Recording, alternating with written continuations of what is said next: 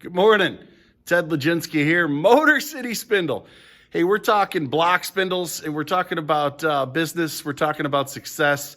We're talking about going the extra mile. We're talking about what you guys do out there every single day to make yourself better.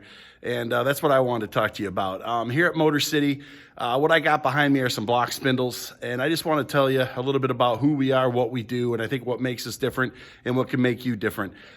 We went out there, found a design flaw for these spindles. A lot of them last substantial amounts of time. Other of them have premature failures due to coolant ingression.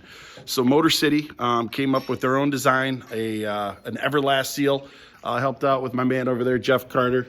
He's hiding in the background. But we're offering a 3-year warranty on block spindles. These go in a lot of transfer lines. A lot of it's older technology, a lot of mag machine tools out there. A lot of our background, myself, Brian and Jeff, all who started Motor City, used to work for the Pope Corporation. They were in business for 83 years, manufacturing spindles before they got purchased. So we're doing these upgrades, which I think sets us apart from our competition. We're here in Detroit. These are still all over the Motor City, all over Detroit. They're still all over the country.